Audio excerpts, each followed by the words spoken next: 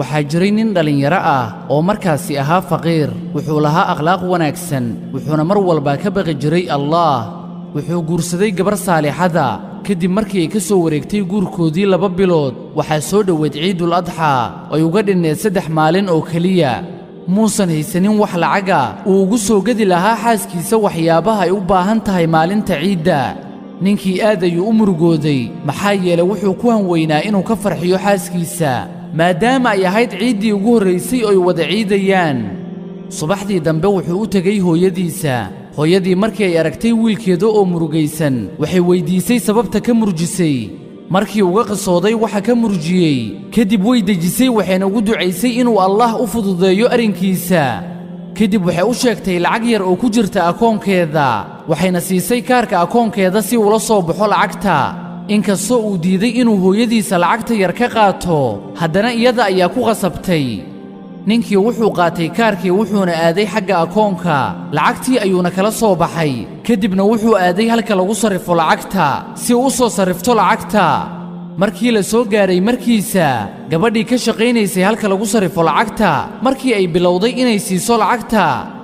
ninkii ayaa wuxuu ku istaagay lacag badan oo isku xiran oo markaasi dhulka taallay wuxuuna sii saaray lugtiisa iyadoo aynan cidna arkaynin waxaana bilaabatay in shayddaanku fikraddiisa geliyo rabitaan wuxuuna isweydiinayey ma waxaan u dhiibaa lacagtani gabadha shaqaalaha ah mise aniga ayaa qaata kadib waxaa indhihiisa ku soo horsawirmay sawirkii xaaskiisa nafsaddiisa ayuuna weydiiyey sidee baan uga farxinayaa xaaskayga ciidan iyadoo aan weli ka zuulin caruusad kadibna wuxuu iska dhigay qof xiranaya xarigga kabihiisa kadibna wuxuu qaatay lacagtii wuxuuna u baxay si degdega isagoo ku fikirayay wixii uu soo gadi lahaa xaaskiisa ninkii dhallinyarada ahaa isla markiiba waxaa u soo laabtay caqligiisa wuxuuna soo xasuustay sida uu noqon karo qofka iska leh lacagta wuxuu dembidhaaf weydiisay Allah wuxuuna ku laabtay halkii uu ka soo qaaday lacagta wuxuuna u dhiibay lacagtii ninka waardiyaha ka ahaa halkaasi ninkii waardiyaha ahaa aad ayuu u farxay wuxuuna u sheegay in lacagtani uu raadinayay nin sheekh ah wuxuuna ugu duceeyey khayr iyo liibaan qofkii u soo celiyaa lacagtiisa ninkii dhallinyarada ahaa wuxuu ku laabtay guriga waxayna ku xamdisay Allah inuu ninkeeda celiyey lacagtii baadida ahayd waxayna ku tiri ilaahay ayaa inoogu beddeli doona lacag xalaal ah in shaa Allah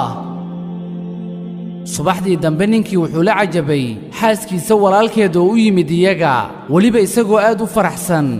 wuxuuna siday hadiyado iyo macmacaanka ciidda wuxuuna u dhiibay walaashiisa lacag aad u badan wuxuuna ku yidhi shalay duhurkii ayaa adeerkeennana siiyey booskii uu xoogga uga qaatay aabbaheen wuxuuna naga dalbaday inaynu cafinno intaasina waa adiga nasiibkaaga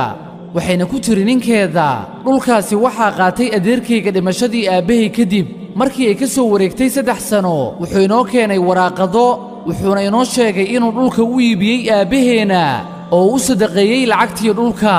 ilaahay subxaanahu wa tacaala ayaana qadaray inuu shalay towbad keenay xaqa ay dadku ku leeyihiinna uu iska celiyey kadibna waxay ku tiri ninkeeda lacagtii aad celisay ilaahay beddelkeeda oo khayr badan ayuu ina siiyey maanta run ayuu sheegay rasuulka sala allahu calayhi wasallam markii uu yidhi إنك لن تدع شيئا لله إلا أبدلك الله به ما هو خير لك منه kadib ninkeedii wuu dhoola caddeeyey wuxuuna u sujuuday Allah isagoo ku mahadinaya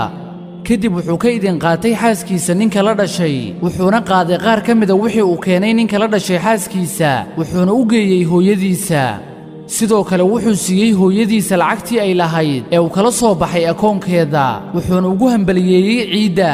wuxuuna ku yidhi ducadaada barakadeeda ayuu Allah igu karaameeyey iguna asturay alla weyne kor ahaaye wuxuu yidhi إن الله يأمركم أن تؤدوا الأمانات إلى أهلها وإذا حكمتم بين الناس أن تحكموا بالعدل إن الله نعما يعظكم به إن الله كان سميعا بصيرا يا أيها الذين آمنوا أطيعوا الله وأطيعوا الرسول وأولي الأمر منكم فإن تنازعتم في شيء فردوه إلى الله والرسول إن كنتم تؤمنون بالله واليوم الآخر ذلك خير وأحسن تأويلا.